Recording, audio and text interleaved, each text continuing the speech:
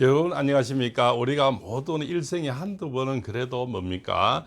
특별한 분들은 점집에도 안 가시고 철학관에도 안 오시고 그죠? 사주 카페 뭐 이렇게 또 스님들의 문의 안 하시는 분들, 특별한 종교를 가진 분들도 있겠죠. 그러나 대다수 인생을 살면서 한두 번은 역학자라든가 또 이렇게 신명을 받은 어떤 무속인 집에 이렇게 일생에 한두 번은 간다고 볼 수가 있겠죠. 그 중에서도 특히 무속인 집에 신명을 모시는 그 신당을 꾸민 이런 집에 그죠? 혹시 우리가 접신이 돼서 하시는 분들이 있죠. 우리가 도통이 있고 그 역통이 있고 그죠? 그다음에 뭡니까? 불통이 있죠. 그죠?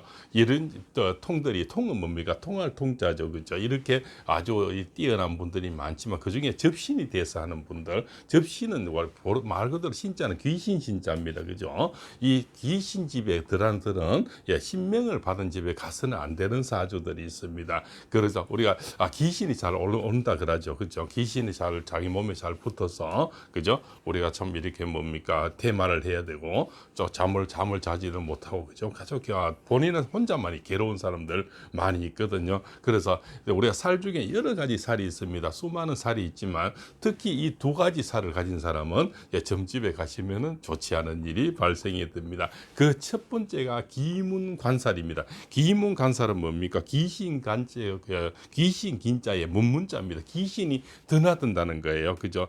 빗장을 그죠? 빗장을 가리고 죽일 살자가 되는데요. 그래서 빗장을 열고 또 귀신이 또 들어갔다 나갔다 하는 겁니다. 이런 살을 가진 사람들은 우리가 뭡니까? 가지 않는 게 점집에 가지 않는 게 좋습니다. 그러면은 우리가 잡신이 붙는다 그러죠. 그죠? 특히 우리 귀신도 여러 가지 청이 있어요. 수말레 청이 있는데 아주 그 높은 청들은 또 잘 붙지가 않아요. 근데 잡신이 잘 붙는다는 거죠. 그래서 아주 곤욕을 치러 우리가 왜 초상집에 갔다 오면 주로 소금을 뿌리고 뭐 이렇게 하지 않습니까? 그거는 귀신 붙지 말라고 그죠? 만기가 오리게 어떤 마가 오리는데 붙지 말라고 이렇게 소금을 뿌리거나 뭐 고춧가루를 뿌리거나 뭐 제피가루를 뿌리거나 이렇게 하죠. 바로 그런 의식의 하나더라고 보시면 되겠죠. 그래서 이런 사주에 우리가 기문 관사를 가진 사람들은 바로 점집에 잘 가면 내게 홀령이 붙어서 더더 뭡니까 혹띠라 갔다가 혹 붙이고 오는 그런 경우도 있습니다. 그래서 아주 철학관에 찾아온 분도 있고 아주 괴로워서 정말 잠을 못 자고 이렇게 힘들어 하시는 분도 저도 이렇게 사업을 하면서 오랫동안 하면서 몇 분 본 적이 있습니다. 그래서 이런 분들은 우리가 어떤 분들은 왜요 또 이렇게 뭐 날을 잡아놓거나 뭐 좋은 일 때 초상집에 가지 마라 이런 말도 있지 않습니까? 근데 사주에 이런 기문간살이 있고 백호대살이 있는 분들은 점집에는 잘 안 가는 게 좋습니다. 바로 그 뭡니까? 우리 사주에는 인미라 그럽니다. 호랑이와 양이 같이 있거나 사주의 팔자예요. 그다음 토끼와 그죠 원숭이가 같이 있거나 용과 돼지가 같이 있거나 사주 팔자 8자입니다. 다 지지죠. 지지는 네 자를 얘기하면 네 자 이 두 자가 있으면은 좋지 않다. 이걸 기문간살이라고 합니다. 비행과 개가 같이 있거나 소와 말이 같이 있거나 쥐와 닭이 같이 있으면 이것을 우리가 기문관살이라고 합니다. 다시 말씀드리면 귀신긴자의 문문자입니다. 귀신이 드나드는 거죠. 그래서 기문관살 가진 분들은 점집에 가시면 특히 신명을 가서 이렇게 뭡니까 우리가 접신이 되신 분들은 가면은 큰일 납니다. 잘못하면 내 몸에 이렇게 접신이 돼서 문제가 발생이 됩니다. 그 다음에 백호세 대살들은 조금 피해오죠. 백호살이라 그러죠. 주로 교통사고 그죠. 이렇게 피 흘리고 그죠. 좀 안 좋게 돌아가시는 이걸 우리가 백호살이라 그러죠.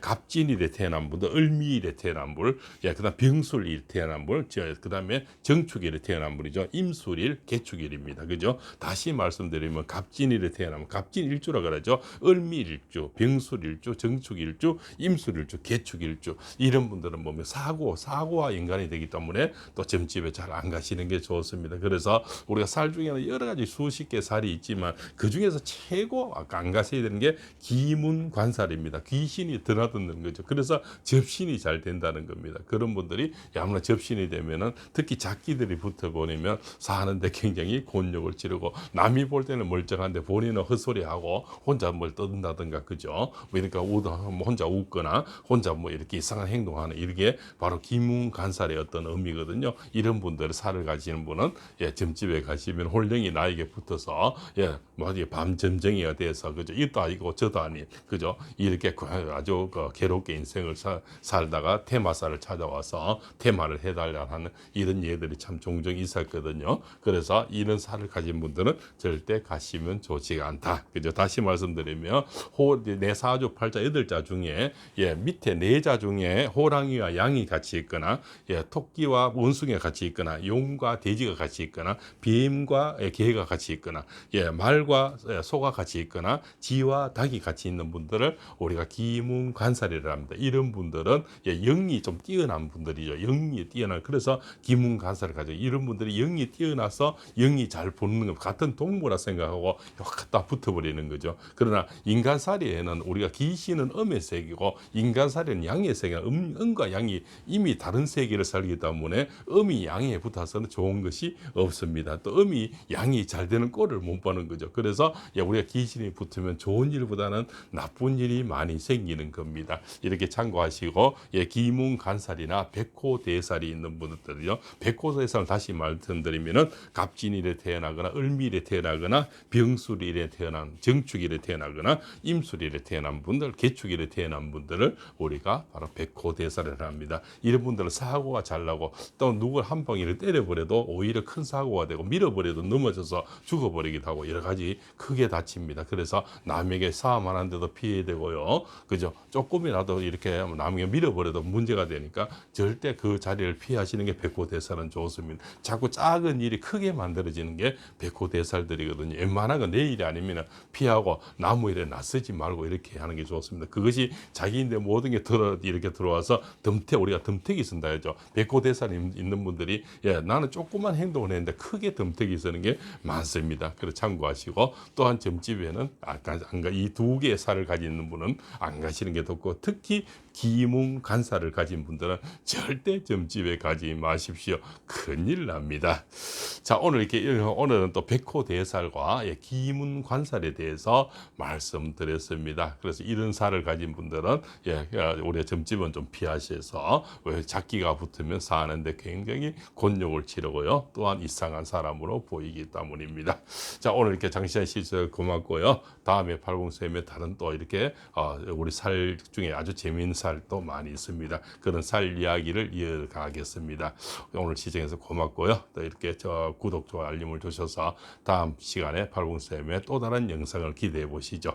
더 낮은 자세로 정진하여서 깨알같고 적중률 높은, 품격 높은 철학자로 다시 뵙겠습니다. 고맙습니다.